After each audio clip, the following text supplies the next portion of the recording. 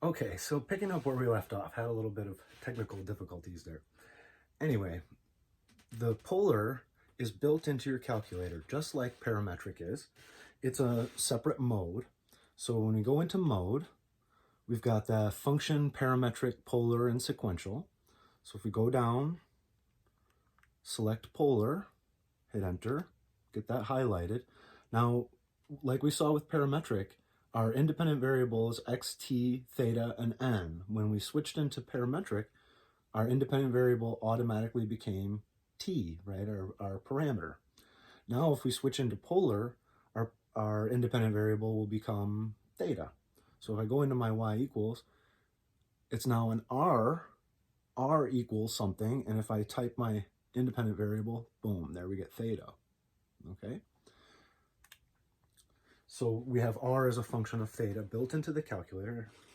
It's a mode, so you go into mode to change it, and your independent variable will automatically become theta. Now, just like if you think about, say, y equals some constant, you know, we get nice horizontal line in rectangular if we say y equal blah. If we say x equal whatever, we get a nice vertical line. And so the question then would be, how does that work in polar? Well, let's see.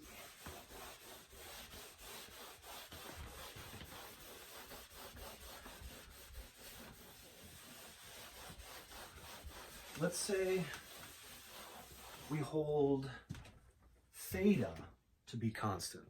Okay, so this is excuse me, equivalent to saying x equals something. So if theta is equal to some constant,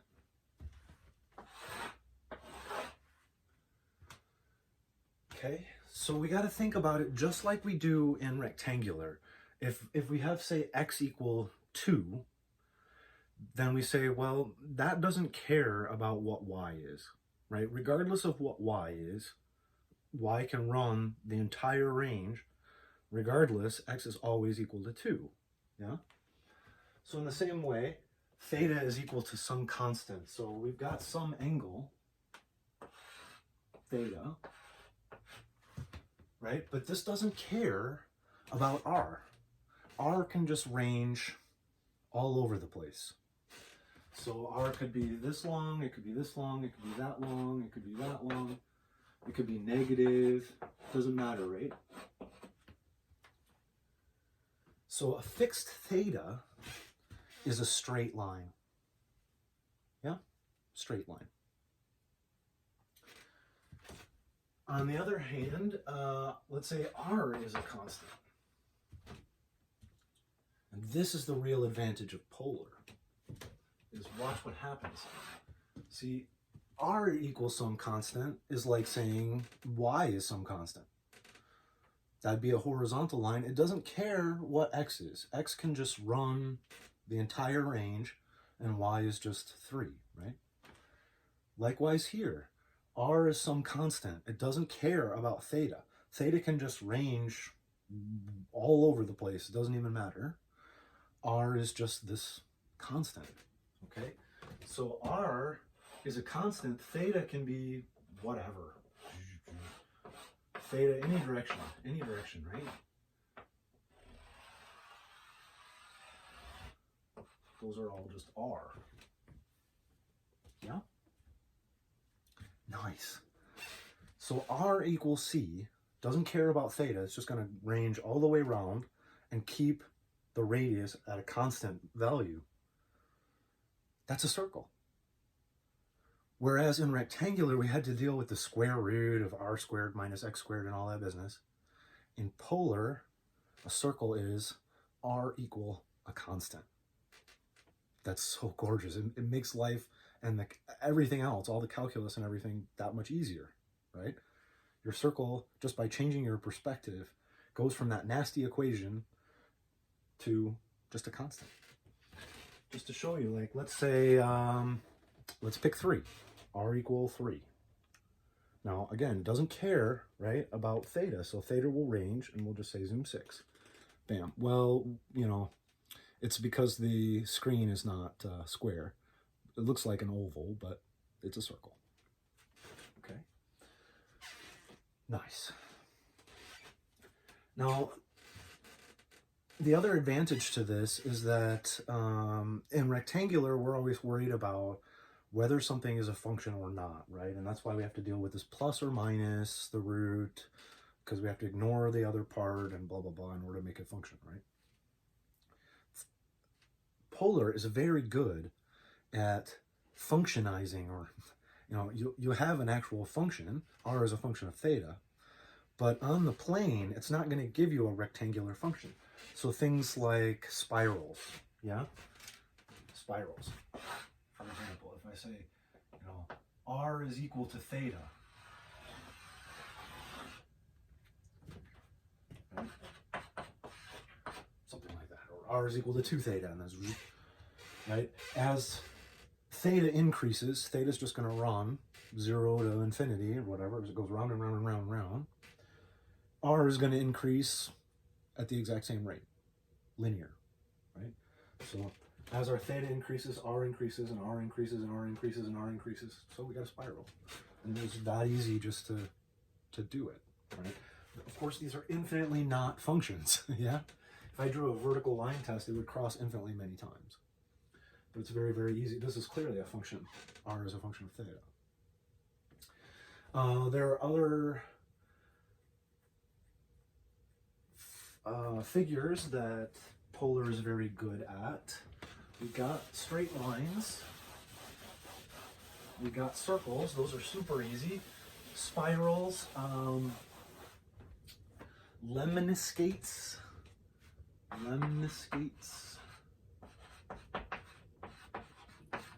Which is the infinity symbol. So things like that. Lemmations. There's like a accent on there.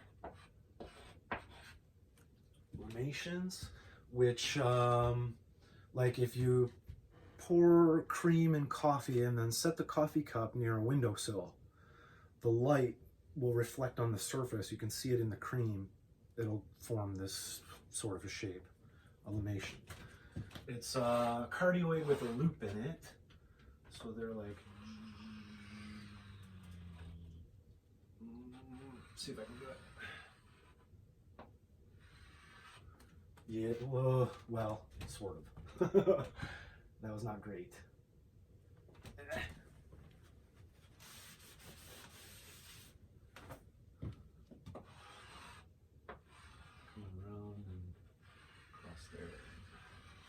That's slightly, I still can't get that bottom part. You get the idea. It's, oh, that looks so bad.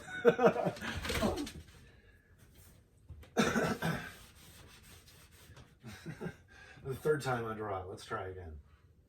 It's gotta look more circular there. That's a little better. It's still not great, but hey. Oh, jeez. Okay, well.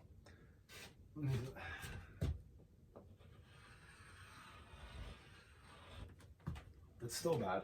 Oh, I can't do it. Anyway, a circle with a loopy on it. It looks like a heart with a loop. I just can't draw it at the moment. Then a cardioid.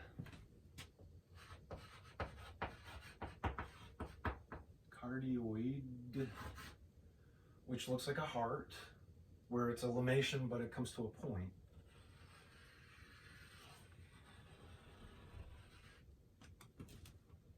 That one's actually better. Cardioid. So lemniscates, lemmations, cardioids, and rose curves. Rose curves are like, well, lemniscates, but they have more petals. So things like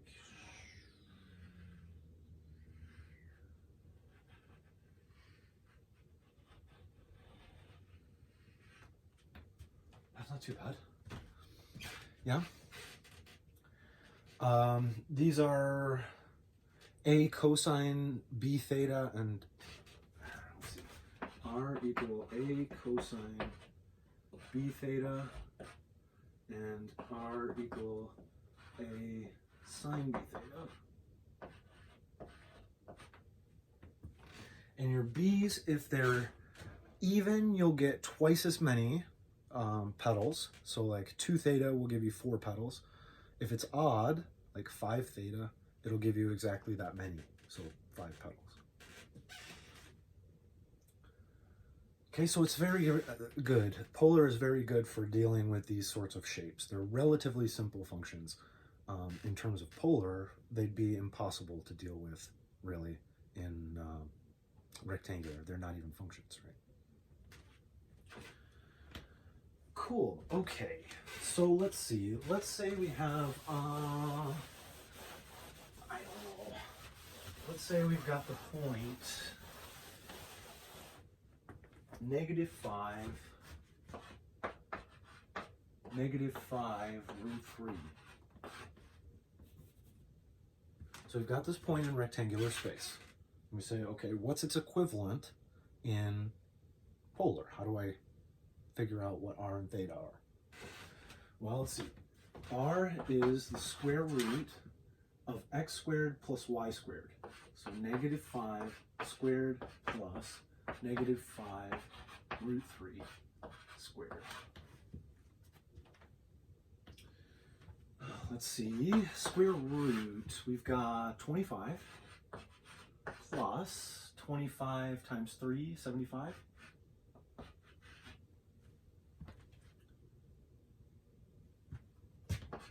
Square root of 100, r is 10. Cool beans. And our theta, remember, is the arctangent of y over x. Now, the problem is when x is 0, but x isn't 0 this time, so we should be able to get a legit answer. So theta is the arctangent of y, -5/√3 over x, -5. So theta is the arctangent of √3. Now, if you don't know that necessarily off the top of your head, right, we'll just go in, second quit, arctangent of the square root of 3. Bam. And we get this wonky decimal, but we're expecting that. We know that it should be something reasonable. You know, 2 pi over 3, pi over 3, something. Well, this is 1, so that looks like pi over 3, and we just verify. Pi over 3. Yep, sure enough, same wonky decimal. All right, so theta is pi over 3. And there we have theta r, or r theta, depending, but pi over 3, 10.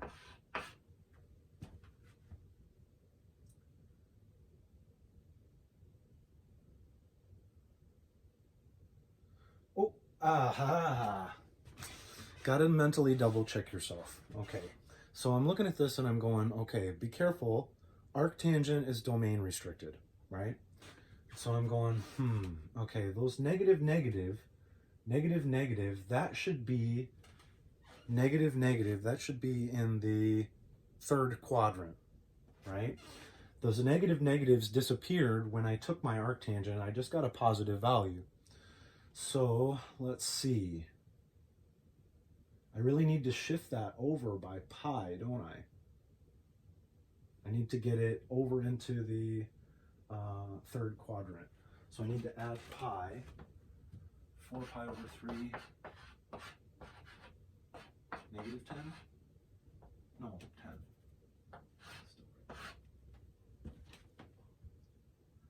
Okay. I had to worry about my domain restriction. So this, I'm thinking about where is this point on the plane. It's -5, -5 something over here. It's like over here, right?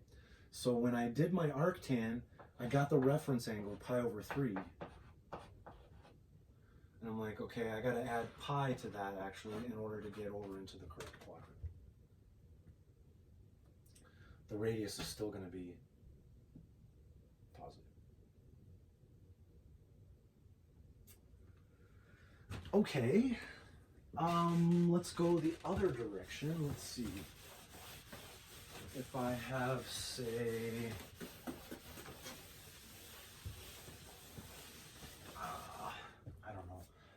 pi over 3. Well, we just did pi over 3.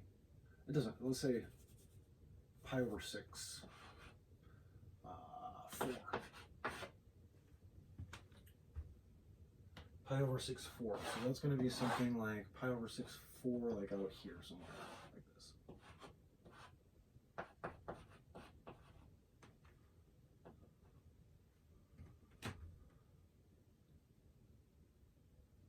All right.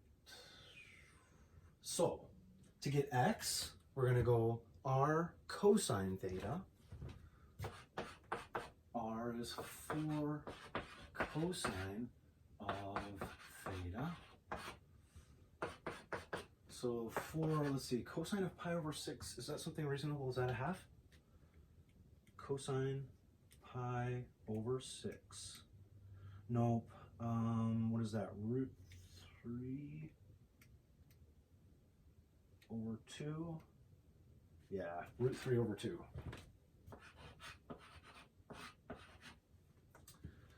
So it looks like 2 root 3.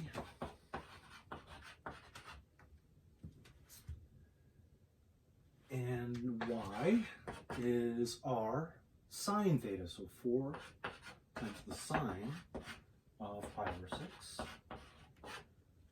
And now I think that one is reasonable. The sine of pi over 6 is a half.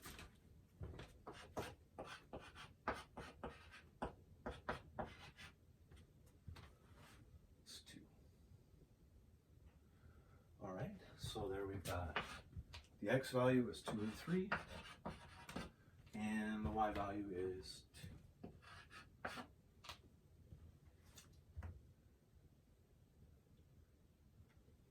Cool. All right. So we've converted back and forth.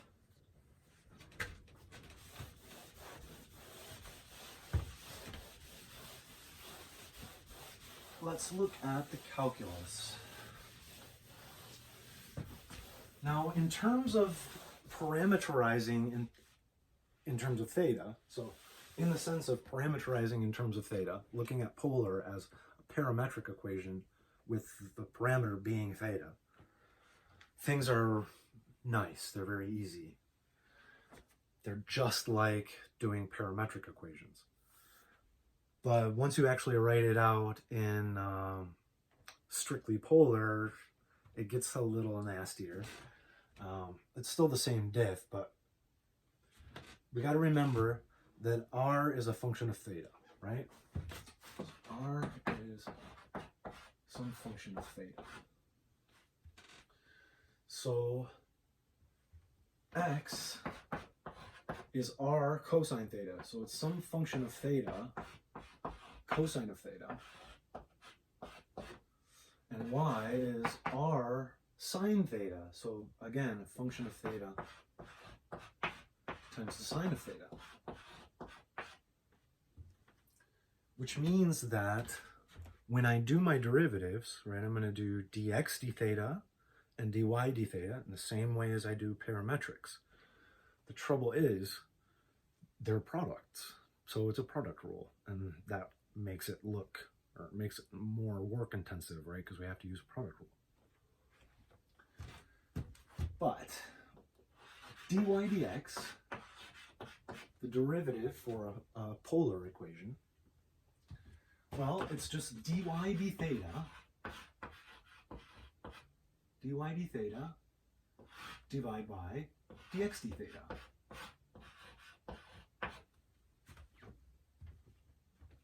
Just like with parametric, right? That's what I'm saying, that we're treating it just like a parametric equation where the parameter is theta. So there, it's super easy.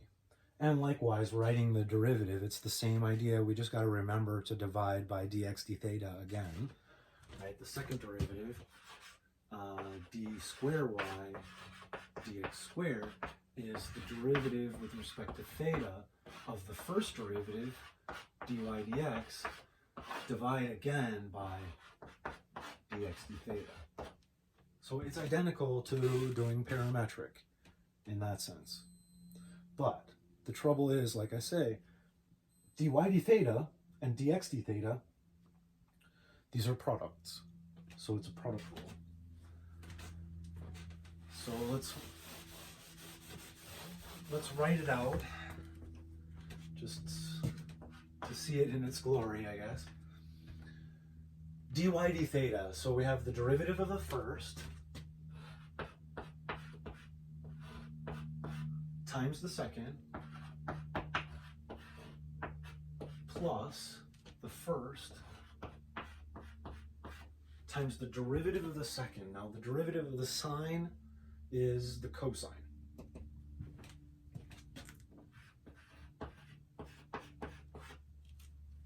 Okay?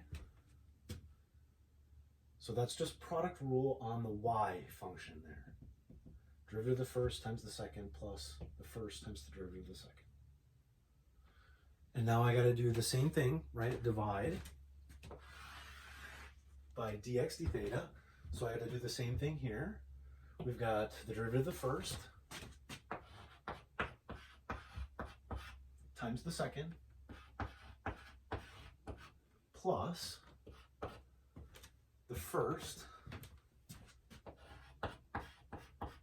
f theta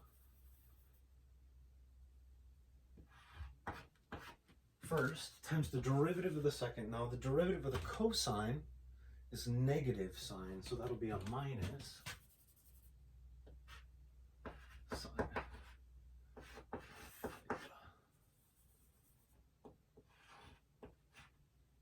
Oh, force of habit, right? In x's. Thetas. Do we got everything in thetas? Yeah, there we go. Derivative of f of theta sine theta, f of theta cosine theta. So derivative of f of theta cosine theta minus f of theta sine theta. That's it. So there's some work to be done. We've got to do some derivatives and then take their quotient and so on. Okay.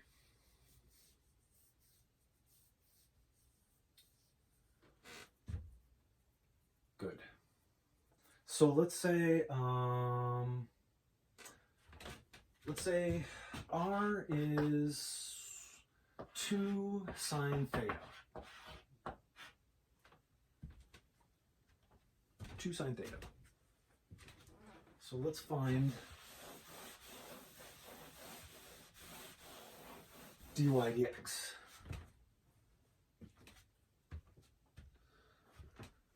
Dy dx is, okay, so we need the derivative of f of theta. Well, that's just our radius function, right? This is our radius, as a function of theta. So the derivative, let's see, derivative of sine 2 cosine theta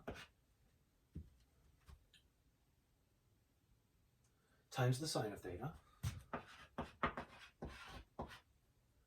plus just the straight function, so 2 sine theta cosine theta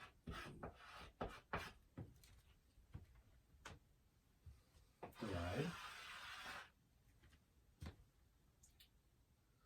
Oh, that can simplify.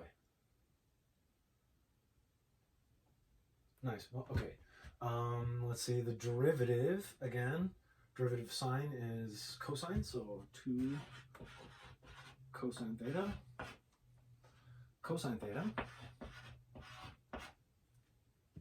minus just the regular function, 2 sine theta times the sine of theta. Awesome. Things are going to simplify. Let's see. We have 4 sine theta cosine theta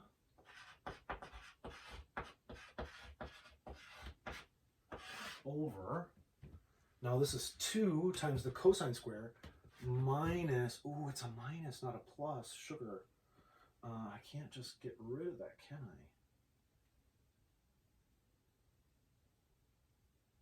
I? Oh, man. Darn. I can simplify the 2, though. So it's cosine square theta minus sine square theta. If that had been a plus, it would have just been 1. But oh well. And we can pull this 2 out, which will simplify with that 4.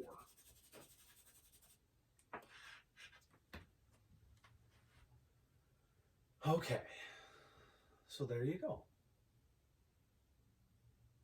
I suppose there's some product to sum rule, and we might be able to simplify that further, but nah. All right. So it is relatively involved with, I mean, we got some work to do, but it's just a matter of plugging into the formula, essentially, which is just doing product rules. Cool. So there we have derivative and higher order derivatives. Again, if we wanted to take the second derivative, now I got a quotient rule. I need to do this derivative relative to theta, but then don't forget, I need to divide again by dx d theta. So I need to divide by this denominator again.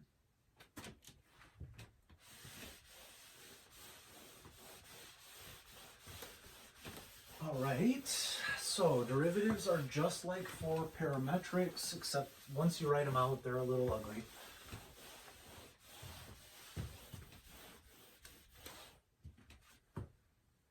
Integral is a little bit different. Whereas when we were in rectangular, it made sense.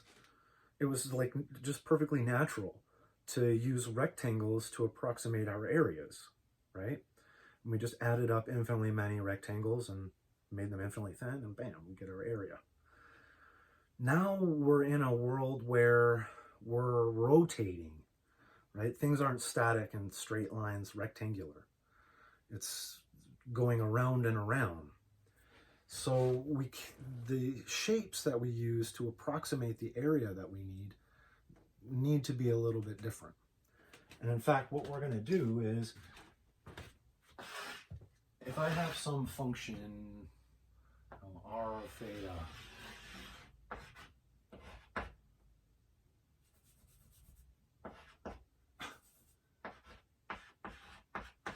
some r of theta, yeah? What I'm going to look at is cutting it up as theta goes, theta begins at 0, and then theta runs, going forever, whatever, doing whatever r does. But I'm using these little wedges, right? Because now my change is d theta. It's infinitesimally changing in the around and round direction. So what these are, by the time they're infinitely thin, they're identical to the sector of a circle. Yeah? So we're approximating that curve by using sectors of circles, these wedges.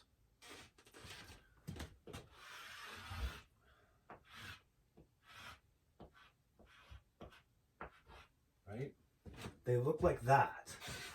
And so we're lining up the circle there with that radius and using that approximation. Then we're lining up this next circle and lining up the next circle and so on.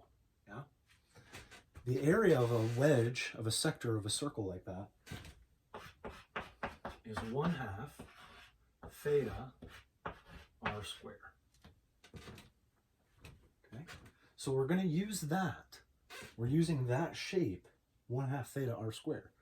And we're integrating from some start position to some end position. So when we talk about angles, we use thetas, or Greek letters usually. So either we can go theta 1 to theta 2. A lot of times you'll see it as alpha to beta.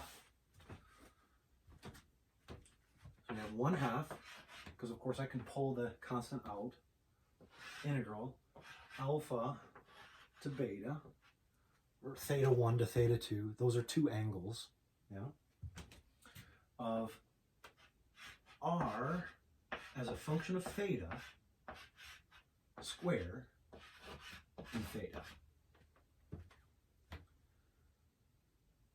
So we've got the 1/2 r squared, and that theta is our going from alpha to beta d theta, right? We're going, that's the full theta angle, using all these infinitesimal little changes in angle, going from alpha to beta, d theta.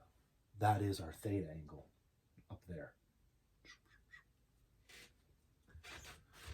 Okay, so yeah, your theta would be alpha over here, and then your theta would be beta over here, say.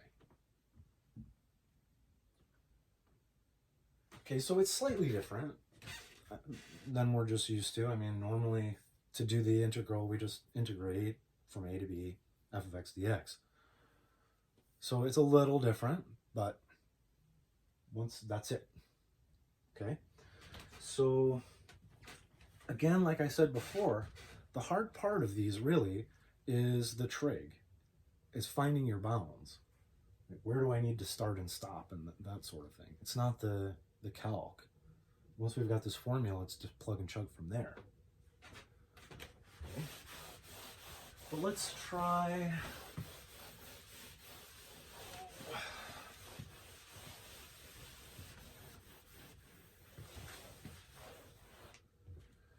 Oh, I don't know. Let's find the area.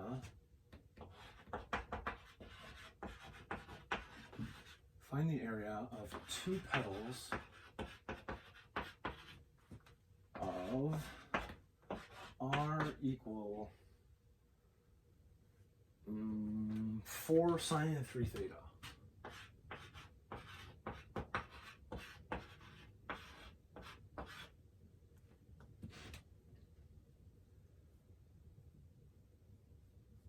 All right.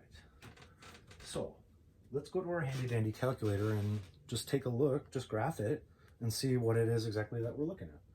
So we have 4 sine 3 theta. Let's zoom 6. Okay, I'm gonna zoom box on that just to make it easier to see. Take me a second here, sorry. Zoom box.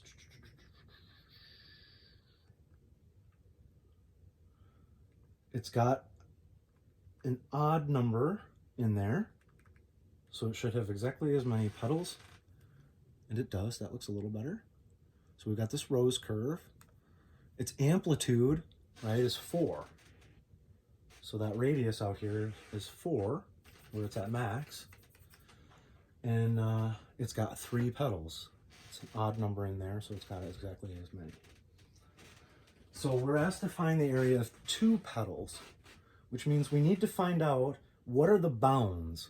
Like, it's going to go from 0 to 0, and then to 0, and then to 0, like that. So we need to go 0 to 0, find out where those zeros are, essentially, to figure out where our bounds are. Okay? So that's the question we're asking.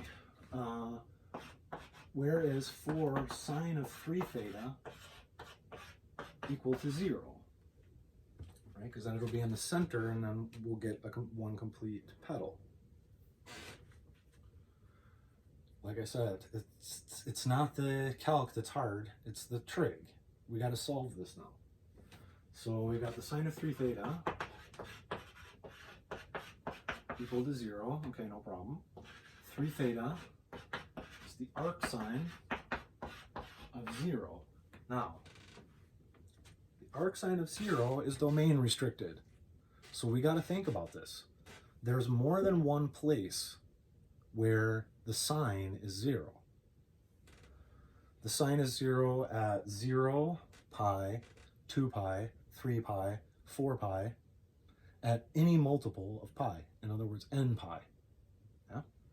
So arcsine of 0 is n pi.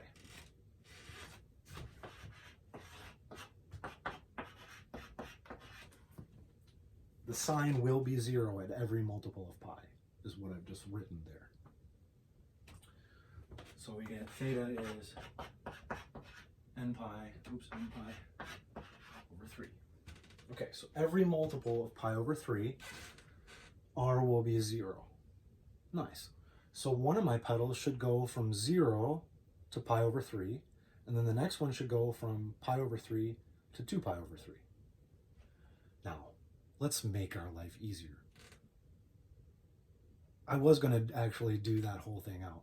But just think about it. We can save ourselves a whole lot of trouble by realizing that those petals are exactly the same size, right? They're all exactly the same. So why, if I have to find 2 of them, why wouldn't I just double one of them? That'll make my life easier. I mean, we can do integral 1/2 from pi over 3, 0 to pi over 3 of 4 sine 3 theta squared d theta plus integral from 2 pi, or pi over 3 to 2 pi over 3, 1/2, 4 sine 3 theta squared d theta. Okay, that would be the area of 2 petals. We've just used our formula, 1/2 integral from a to b of r squared d theta. And since I had 2 petals, I had to figure out what my bounds were. They're every multiple of pi over 3. And now I just add them together. We can totally do that. But I'm going to have to do this integral twice. And the second evaluation is not going to be as pretty because one of my bounds is not 0. They should come out to be exactly the same. I leave it to the viewer as an exercise to verify. But we can just double it, right?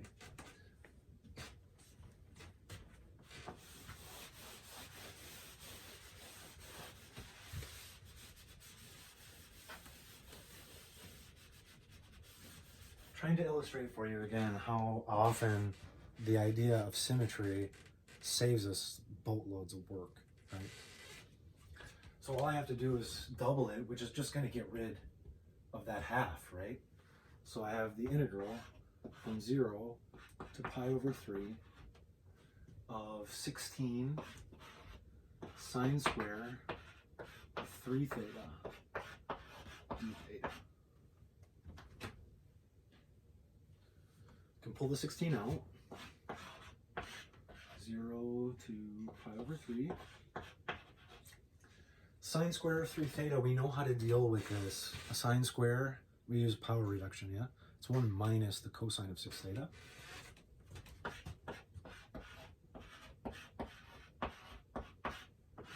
Over 2 d theta. And now we're pretty good. We have, I can pull this half out. So 16 divided by 2 gives me an 8. Integral 0 to pi over 3 d theta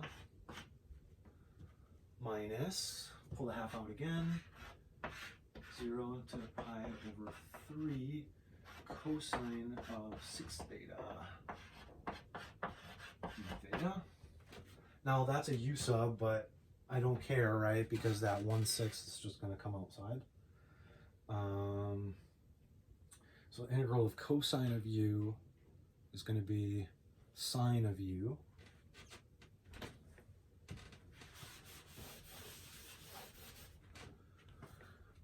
So I'll just come up here. So we have, I might as well just do that. 8 theta barred at pi over 3 0. I'm right up at the top there. We have 8 theta barred at pi over 3 0 from this one, minus 8 sine of u, so 6 theta, over 6 barred at pi over 3 and 0.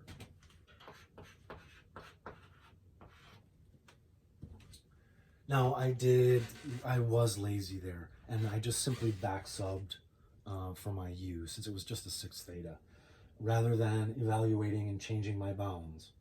I mean, I could just as well have done. It's easy, but still.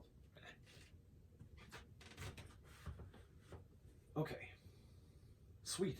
So we've done the calc. Now all we're doing is evaluating, right?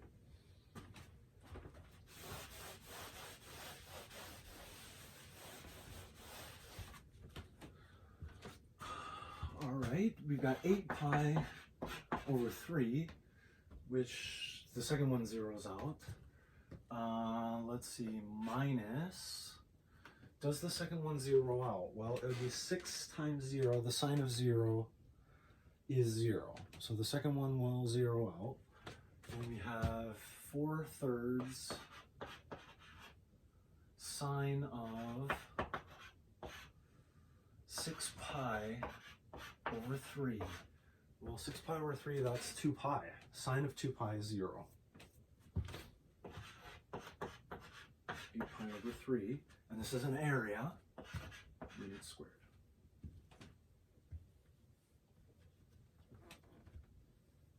Okay. And we got the area of 2 petals by eliminating that half out front, simply by doubling the area of 1 petal.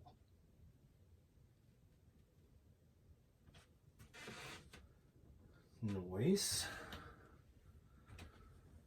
So we've got derivative, we got the integral. Let's get the arc length.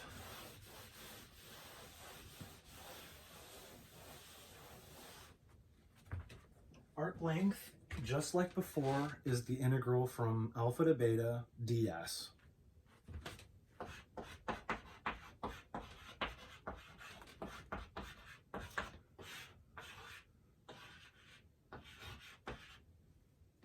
The question is, what is ds, right? Last time when we did it, we got the pretty balance, when we did it with parametric, we got dx dt square plus dy dt square. It was nice and symmetric. This time, it's instead of 1 or dx d theta, we get just the straight radius. Okay, so we have square root of r square plus the derivative of r square.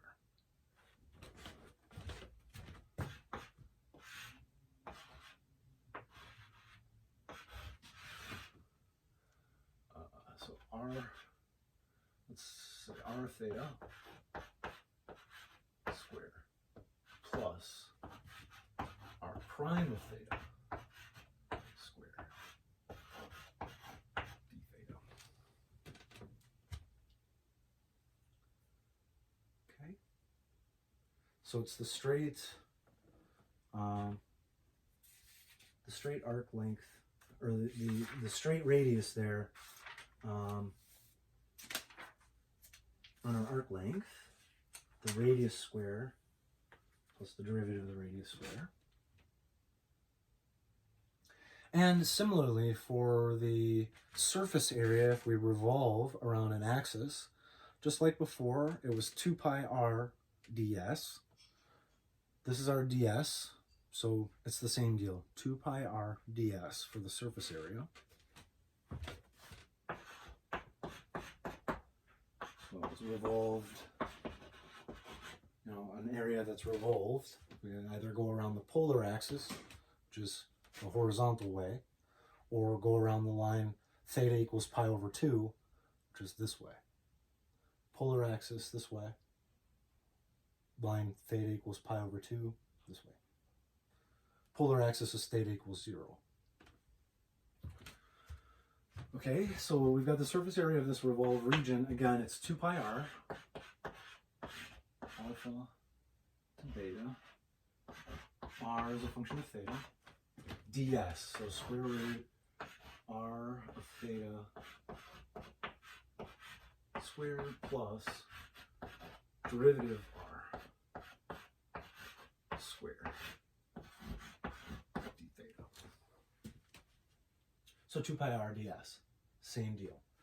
Now r of theta, right, if we go around the polar axis, if we go theta equals 0, then our radius is y, right? The radius is in the y direction. If we go around this way, it's in the x direction. Okay? Good. In other words, just to, okay, if we go around the polar axis, around theta equal 0, the polar axis, then r of theta is, it's the x, or excuse me, it's the y, right? So it's some function of theta, f of theta, sine of theta.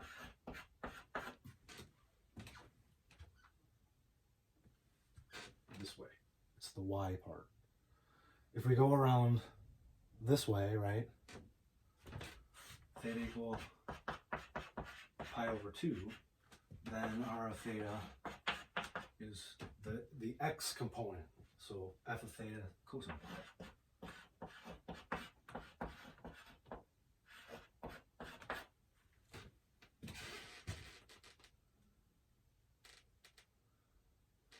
Okay.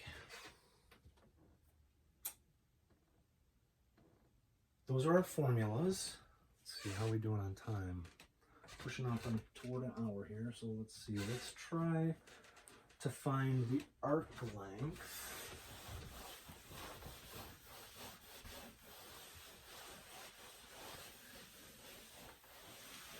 Let's find the arc length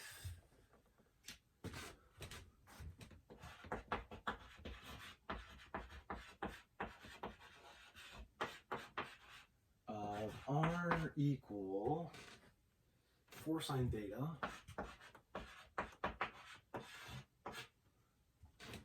a 4 sine theta, that should be a circle sitting on the axis. Let's take a look at it. Let's see. Y equal 4 sine of theta, and graph it. Okay. Well, it's cut off there, but yeah, it's a circle that's sitting on the x-axis there. Zoom 6. It's not as big there, but okay.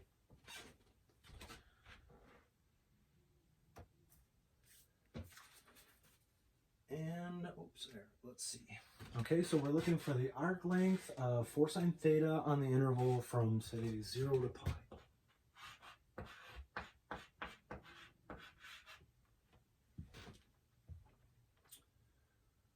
Okay, so arc length is just the integral from alpha to beta, integral from 0 to pi,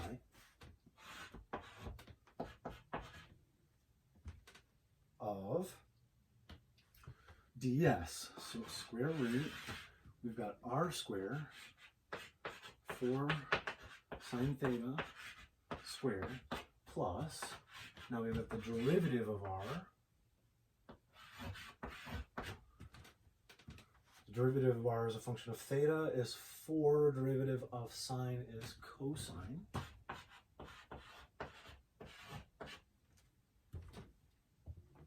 Squared. Nifty. Let's see. We have integral from 0 to pi, square root 16 sine squared theta plus 16 cosine squared theta.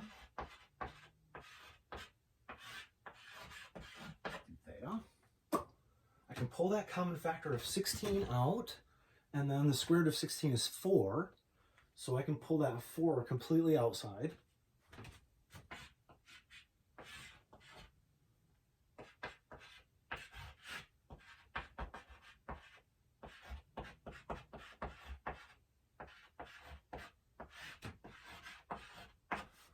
Right, because I pulled this common factor of 16 out, took the square root of 16, which is 4, and then pulled it out.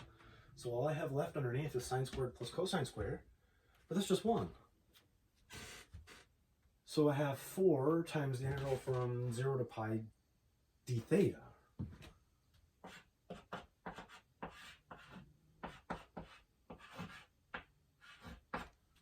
Sweet. So 4 theta, pi 0, the second one zeroes out, we got 4 pi. Now this is an arc length. It's a distance along, so it's units, right? Single units. Collars are sticking up. Units.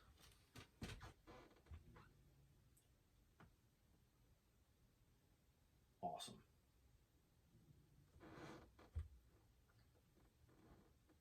So there we go. There is arc length.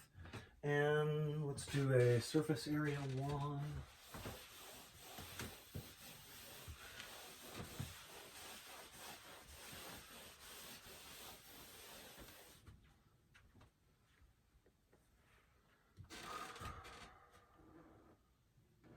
Let's take r equal to 6 cosine theta. It's a circle that's sitting on the y-axis. Just to show it to you. It's a little bit bigger than the other one. 6 cosine of theta. Graph it. See there, it's sitting on the y-axis over here.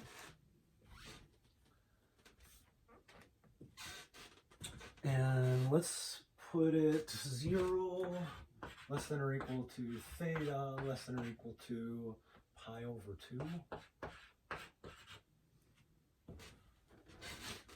And we'll rotate it about the polar axis, theta equals 0.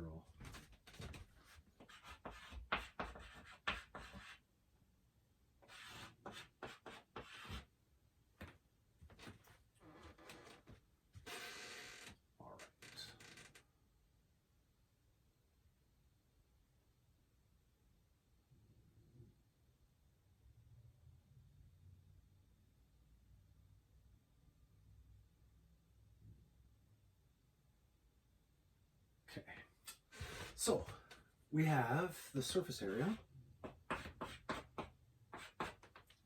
is the integral from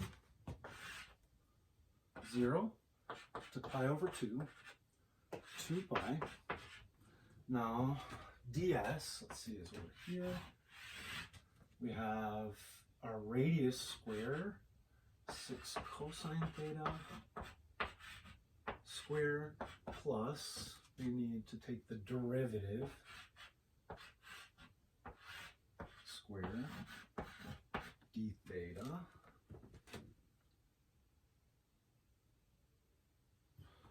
excuse me, and derivative is 6, derivative cosine is negative sine, oh, there's a negative there, sine of theta.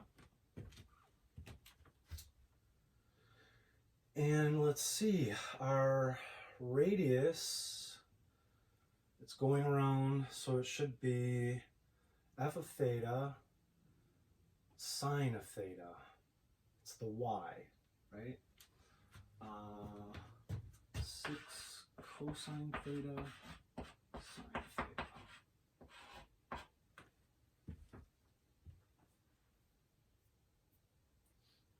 Okay.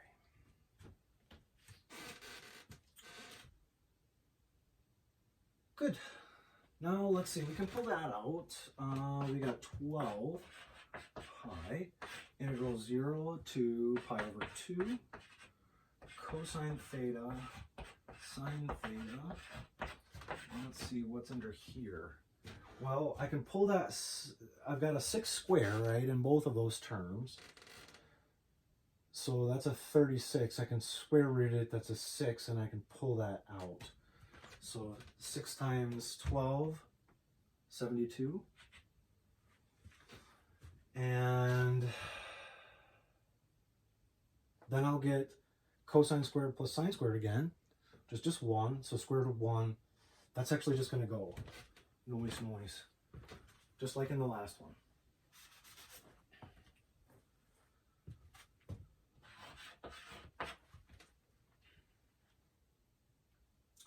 Fair enough. Now that one is a 50-50 shot on a U sub. So I'm going to U sub for sine, because the sine derivative is cosine, and then I don't have to worry about negatives floating around.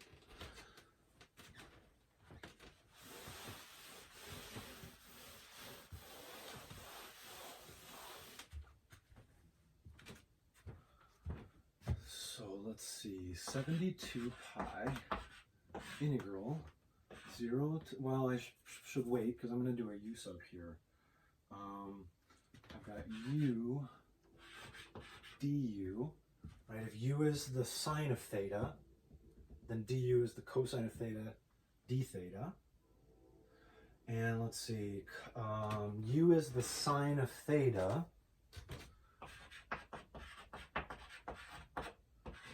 So du is the cosine of theta d theta, which means if theta is 0, u is sine of 0 is 0. And if theta is pi over 2, sine of pi over 2 is 1. Booyah. And now I did actually change my bounds, right? I bothered to plug back in, so I don't need to back sub. I can actually just run with it as used. So we've got 72 pi u squared over 2 barred at 1, 0. Now we're super close. Let's see, 72 over 2 is what, 36? And the second one zeroes out, so I just need to evaluate at 1. 36 pi. Now we got to be careful. This was a surface area revolved around the x-axis, essentially, the polar axis. So this is a units squared surface area. Cool. So we've seen how to do derivative, higher order derivatives. They're just like parametric, but they look a little bit uglier because it ends up being a product rule, right? R is f of theta, blah, blah, blah. Or x is f of theta, cosine theta, and y is f of theta, sine theta. Yeah? So we get the product rules. We've seen how to take the integral. It's just a little bit different formula. So 1/2 r squared integral alpha to beta d theta. Just a reminder, that's our area. Alpha to beta r of theta square d theta. So that is a little different than we're normally used to, but again, that's coming from the sectors of circles. Then we've seen the straight arc length is integral alpha to beta ds, but our ds has straight r of theta square and then the derivative. And our surface area is 2 pi r ds again, but we just have to be concerned about whether our r is the x component or the y component. Sweet. That'll do it. That is polar and the calculus of polar. Oh, I guess just to think, I just thought of it. What about horizontal and vertical lines? How would we do that? Say.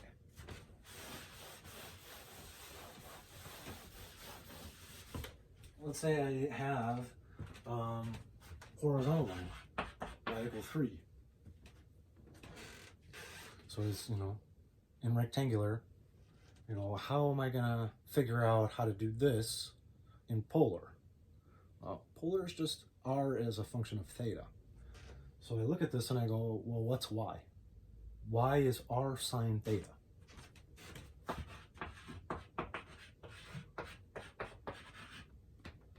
Now I'm solving for r as a function of theta.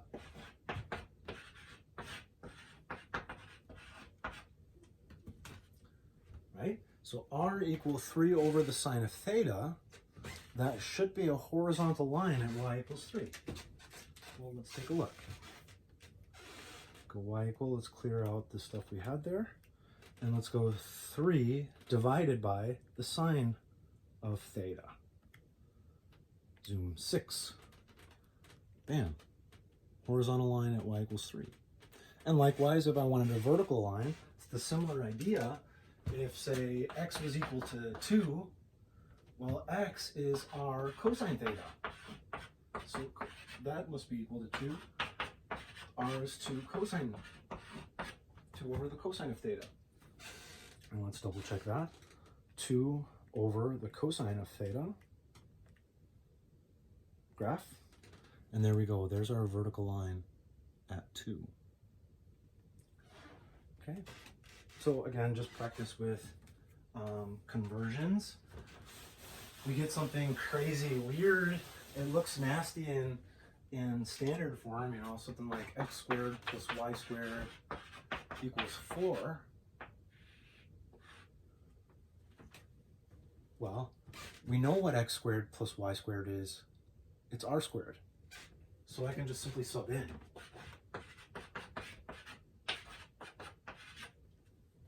Yeah. So that's a circle with radius 2 centered at 0, 0. And look how much simpler that is. That's the advantage of polar. And again, when we go, if we add a vertical dimension that's a straight line, so I have theta r z. So I add a third dimension that's straight, yeah? Then I'm in cylindrical. So down here I've got r and theta, and then I've got z. Yeah? R theta goes this way, and z goes up. So now we can talk about like fluid flow, if I was talking about a pipe, or electricity in a wire, things like that. Those equations where, you know, you might have things spiraling down through this tube or what, they're naturally simple just by switching your perspective. Same thing if I add, instead of a vertical third dimension, if I add another angle. So I have a distance, a horizontal angle, and then a vertical angle. That'll get me to any place in a three-dimensional space. That's spherical. Okay, so that's theta r phi usually. That's in spherical, okay? And that turns the equations of spheres into simple things like this. So if you want to look at, say, like the electric flux coming out of a point charge or something like that, an electron, well, you're going to integrate over the surface of that sphere. And that's not fun to do in rectangular, but in spherical, no problem. It's just constants, right? They're easy. And that's just a matter of the way that we choose to name those points. All right.